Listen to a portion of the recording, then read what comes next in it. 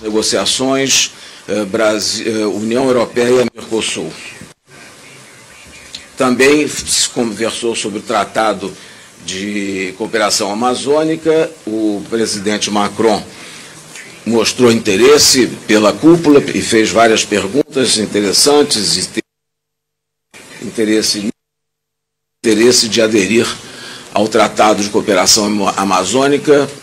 Vamos ter que examinar de que forma fazer para aproximar cada vez mais os dois. Brazil president doing a press conference there for the G20 Summit.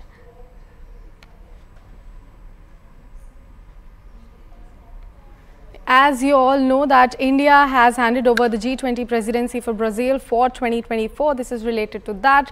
Brazilian president is currently briefing the media over getting the presidency. Prime Minister Narendra Modi on Sunday handed over the G20 presidency to Brazilian President Luiz Inácio Lula da Silva on the second day of the two-day summit in New Delhi. Brazil officially will take over the mantle of the presidency of the elite grouping on December 1 this year. Prime Minister Modi completed the transition by handing over the gavel of the presidency to the Brazil president. Now, Bharat shines at G20 and there are 5 big takeaways from that as well. Let's talk about the Modi magic and Prime Minister's guarantees worked for adoption of G20 declaration consensus. It's a huge deal.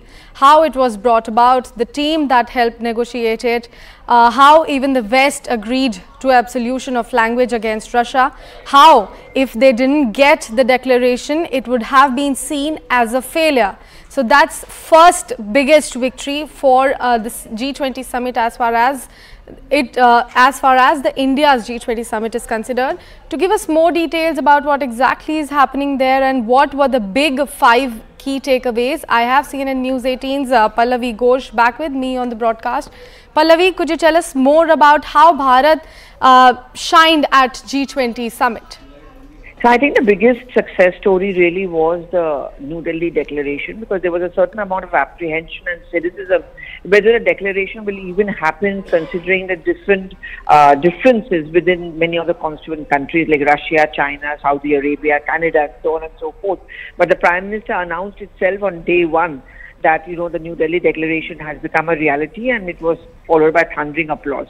Very quick takeaways, why it's also a success story is, one, you're able to prevail upon a developed countries that there needs to be more negotiation and they need to work together in cooperation. So whether it's putting cryptocurrency, international taxation, and greater cooperation with the private sector, and the fact that developed countries need to contribute to a developing country. That's one big success.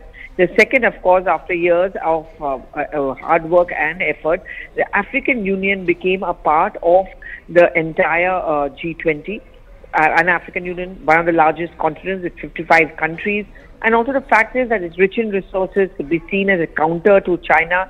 That is also one big achievement. Then third, of course, you have the corridor, which we are talking about, which links all the G20 countries. That's also seen as one big step forward to take on China.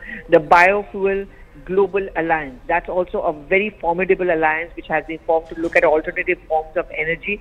These are also the big success stories and takeaways from, of course, the G20 summit.